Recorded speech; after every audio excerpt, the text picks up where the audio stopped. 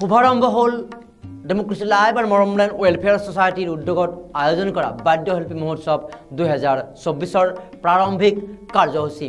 ইতিমধ্যে ডেমক্ৰেসি লাইভৰ হাতীগাঁওস্থিত মুখ্য কাৰ্যালয়ৰ ষ্টুডিঅ'ত কেইবাগৰাকীও জ্যেষ্ঠ শিল্পীয়ে এই মহোৎসৱৰ শুভাৰম্ভণি কাৰ্যসূচীত অংশগ্ৰহণ কৰিছে। আমাৰ এই কাৰ্যসূচীত অংশগ্ৰহণ কৰা শিল্পীসকলৰ ভিতৰত আছে গিটাৰিষ্ট জগদীশ শৰ্মা, তবলাবাদক অম্লান শৰ্মা, কমল দাস আদি শিল্পীসকল। আৰু এয়া আমাক এটা চিম্বলিকেলি এই প্ৰক্ৰিয়া আমি আৰম্ভ কৰিছোঁ যে ডেমক্ৰেসি লাইভৰ ষ্টুডিঅ'ত ইতিমধ্যে আমাৰ বাদ্যশিল্পী মহোৎসৱ 2024ৰ এক প্ৰকাৰ শুভাৰম্ভণি হৈছে, অৰ্থাৎ প্ৰতিযোগিতাৰ বাবে শুভাৰম্ভণি হৈছে।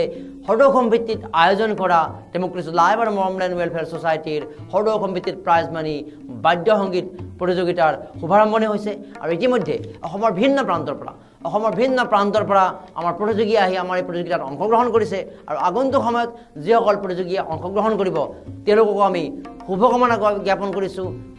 পুনৰ জনাইছোঁ 29 ফেব্ৰুৱাৰী আমাৰ অন্তিম দিন। 29 ফেব্ৰুৱাৰীৰ আগে আপোনালোকে যোগদান কৰিব লাগিব আৰু এই প্ৰতিযোগিতাত যোগদান কৰি এগৰাকী বিজয়ী হোৱাৰ গৌৰৱ অৰ্জন কৰিব পাৰিব।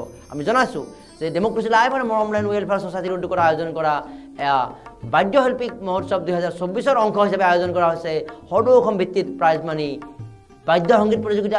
আৰু এই বাদ্য সংগীত প্ৰতিযোগিতাৰ বিজয়ীসকলক আমি আয়োজন কৰিবলগীয়া সদৌসম ভিত্তিত যি বাদ্যশিল্পী মহোৎসৱ 2024ৰ কাৰ্যসূচীত মূল অনুষ্ঠানত এই বঁটা প্ৰদান কৰা হ'ব।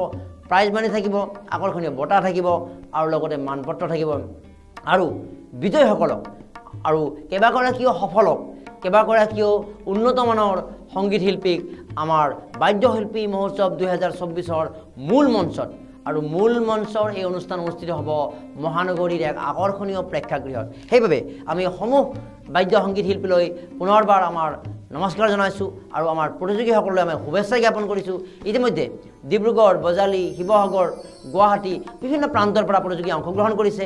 আৰু ডেমক্ৰেসি লাইভৰ ষ্টুডিঅ' আৰু ঘৰৰ পৰা নিজাববীয়াকৈ প্ৰস্তুত কৰা ভিডিঅ' প্ৰেৰণ কৰা সকলকো আমি এই প্ৰতিযোগিতাৰ বাবে গণ্য কৰিম। ডেমক্ৰেসি লাইভৰ হাতীগাঁওস্থিত মুখ্য কাৰ্যালয়ত ষ্টুডিঅ'ত আহিও আপোনালোকে এই প্ৰতিযোগিতাত অংশগ্ৰহণৰ বাবে যোগাযোগ কৰিব পাৰে, অথবা আপোনাৰ বাসগৃহৰ বা নিজৰ সুবিধাজনক স্থানৰ পৰা বাদ্য বাদনৰ ভিডিঅ' প্ৰেৰণ কৰিব পাৰে। আৰু এইখিনিতে আমি অৱগত কৰাইছোঁ যে যিসকলে ঘৰৰ পৰা বা নিজৰ সুবিধাজনক স্থানৰ পৰা এই ভিডিঅ' প্ৰেৰণ কৰিব তেওঁলোকে 7 মিনিটৰ যি আমাৰ সময়সীমা আছে 7 মিনিটৰ এই ভিডিঅ' 3.5 মিনিট বা 2টা পাৰ্টত তেওঁলোকে আমালৈ হোৱাটছআপত পঠাব পাৰিব। যিসকলে যোগদান কৰিব বিচাৰিছে তেওঁলোকে ইতিমধ্যে আমাৰ আপাৰ প্লেটত গৈ থকা নম্বৰ 9954254657 এই নম্বৰত আপোনালোকে ফোন কৰি আমাক অৱগত কৰাব পাৰে। যিসকলে ভিডিঅ' প্ৰেৰণ কৰিব বিচাৰিছে এইকেইটা নম্বৰতে 9954254657 এই হোৱাটছআপ নম্বৰত আপোনাৰ ভিডিঅ' প্ৰেৰণ কৰিব পাৰে। অসমৰ সমূহ বাদ্যশিল্পীলৈ আমি পুনৰবাৰ শুভকামনা জনাইছোঁ, জ্যেষ্ঠ শিল্পীক আমি নমস্কাৰ জনাইছোঁ, সেৱা জনাইছোঁ। আৰু এইখিনিতে অৱগত কৰিব বিচাৰিছোঁ যে ডেমক্ৰেসি লাইভ আৰু মৰমলেণ্ড ৱেলফেয়াৰ সোসাইটিৰ উদ্যোগত আয়োজন কৰা এই ডেমক্ৰেসি লাইভৰ যি বাদ্যশিল্পী মহোৎসৱ 2024 এই বাদ্যশিল্পী মহোৎসৱ 2024ৰ লগত সংগতি ৰাখি আমি এখন মুখপত্ৰ প্ৰকাশৰ আয়োজন কৰিছোঁ, মুখপত্ৰ প্ৰকাশৰ পৰিকল্পনা কৰিছোঁ। আৰু এই মুখপত্ৰখনত অসমৰ বাদ্য সংগীতৰ ইতিহাসক আমি তুলি ধৰাৰ পৰিকল্পনা কৰিছোঁ। সেইবাবে আপোনাৰ অৱগত যিকোনো তথ্য বা কিবা লিখনি আপুনি দিব খুজিলে ডেমক্ৰেসি লাইভৰ যি হাতীগাঁওস্থিত কাৰ্যালয় আমি ঠিকনাটো কৈ দিছোঁ, ফাৰ্ষ্ট ফ্ল'ৰ বৰুৱাছ কমপ্লেক্স নিয়াৰ হাতীগাঁও ভেটাপাৰা ব্ৰিজ, গুৱাহাটী 38। পুনৰ কৈছোঁ, ফাৰ্ষ্ট ফ্ল'ৰ বৰুৱাছ কমপ্লেক্স নিয়াৰ হাতীগাঁও ভেটাপাৰা ব্ৰিজ, গুৱাহাটী 38 এই ঠিকনাত প্ৰেৰণ কৰিব পাৰে। অথবা আমাৰ হোৱাটছআপ নম্বৰ 9954254657 এই নম্বৰত আপুনি আপোনাৰ লিখনি হোৱাটছআপ কৰিব পাৰে বা লিখি প্ৰেৰণ কৰিব পাৰে। অথবা আমাৰ ইমেইল democracylive@x@gmail.com এই ইমেইলতো আপোনাৰ লিখনি প্ৰেৰণ কৰিব পাৰে। বা আপুনি যিসকলে লিখা বা এই ক্ষেত্ৰত আগবাঢ়িব খোজা নাই তেওঁলোকে আমাক তথ্য যোগান ধৰিব পাৰে। আৰু তথ্য যোগান ধৰা আমাৰ যিকোনো কামত সহায় কৰা এই বাদ্যশিল্পী মহোৎসৱৰ লগত বিভিন্ন প্ৰকাৰে জড়িত হোৱা প্ৰত্যেককে আমি আমাৰ যিটো অনুষ্ঠান হ'ব বা আমাৰ যিটো মুখপত্ৰৰ উপযুক্ত স্থান উপযুক্ত আমি সন্মান নিবলৈ প্ৰয়াস কৰিম।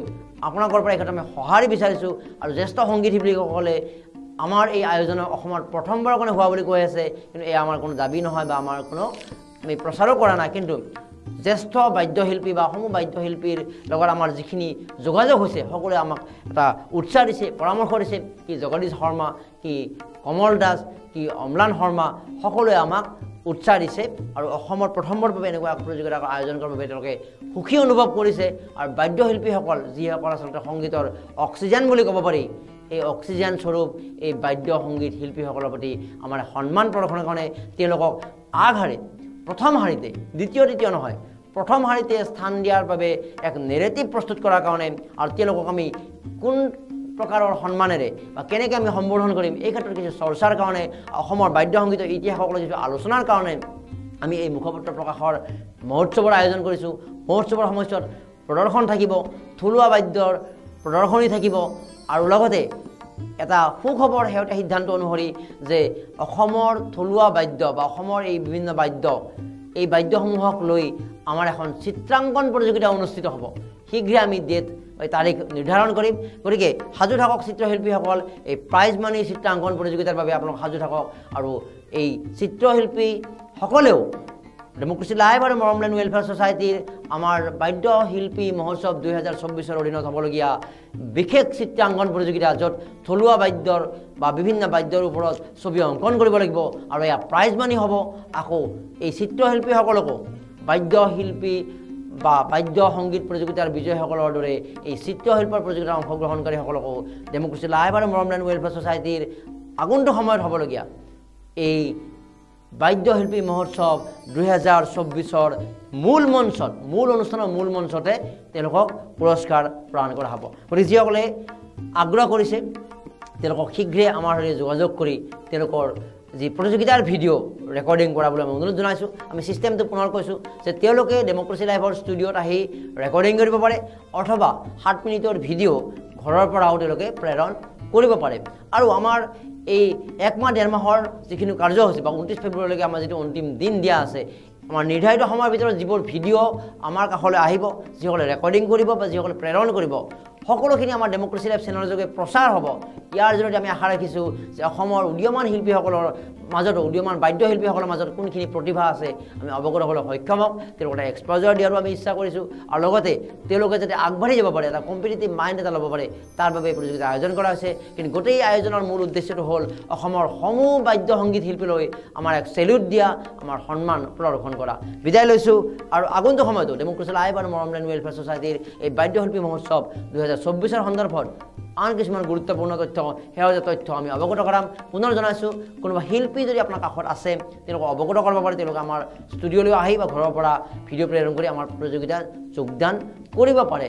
আনহাতে এই সময়ছোৱাতে আমি অসমৰ ভিন্ন পৰ্যায়ৰ কি গীটাৰিষ্ট, কি তবলা বাদক বা অন্য বা ভায়লিন বাদক, বিভিন্ন বাদ্য সংগীতৰ লগত জড়িত সেই শিল্পীসকলক আমি আমন্ত্ৰণ কৰি সাক্ষাৎকাৰ প্ৰচাৰ কৰি এটা নেৰেটিভ প্ৰস্তুত কৰিব বিচাৰিছোঁ বা তেওঁলোকৰ বিভিন্ন কথা আমি জনাব চেষ্টা কৰিছোঁ যে তেওঁলোক যে মূল আৰু মূল হিচাপে আমি তেওঁলোক মূল, কিন্তু মেইন এটা সংগীতৰ ক্ষেত্ৰত, এটা গানৰ ক্ষেত্ৰত, কিন্তু ক'ৰবাত নহয় ক'ৰবাত স্বীকৃতিৰ ক্ষেত্ৰত বা সামাজিক সন্মানৰ ক্ষেত্ৰত তেওঁলোক আমি অলপ ছেকেণ্ডেৰী পৰ্যায়ত ৰাখোঁ নেকি, এই ধৰণৰ ধাৰণা যাতে আমি ভুল ধাৰণা আমি যাতে শেষ কৰিব পাৰোঁ, নোহোৱা কৰিব পাৰোঁ, আমি এটা সামান্য প্ৰয়াস কৰিছোঁ। এয়া অনুষ্ঠান আমি আৰম্ভ কৰিছোঁ, কিন্তু এই অনুষ্ঠান অসমবাসীৰ সমূহ বাদ্যশিল্পীকে অনুৰোধ জনাইছোঁ, জ্যেষ্ঠ শিল্পীক অনুৰোধ জনাইছোঁ, উইলিংলি আমাৰ এই প্ৰয়াসৰ সৈতে আপোনালোকে চামিল হ'ব পাৰে, সহযোগ কৰিব পাৰে আৰু সকলোৱে লগ হৈ আচলতে এটা সুন্দৰ নেৰেটিভ, সুন্দৰ এটা সন্মানজনক এটা বিষয় এটা আগবঢ়াই দিয়াৰ কাৰণে আমাৰ এই প্ৰক্ৰিয়াখনত আপোনালোকেও অংশগ্ৰহণ কৰি আমাক উপকাৰ কৰিব পাৰে। সকলোকে ধন্যবাদ জনাইছোঁ। সমূহ বাদ্য সংগীতৰ প্ৰতিযোগিতালৈ আমি শুভকামনা জ্ঞাপন কৰিছোঁ আৰু সমূহ বাদ্যশিল্পীলৈ আমাৰ সন্মান যাচি আমাৰ বাদ্যশিল্পী মহোৎসৱ 2024 সম্পৰ্কীয় আজিৰ শেহতীয়া তথ্যৰ খবৰ ইমানতে মই মৰম কুমাৰে সামৰণি মাৰিছোঁ। ধন্যবাদ, নমস্কাৰ।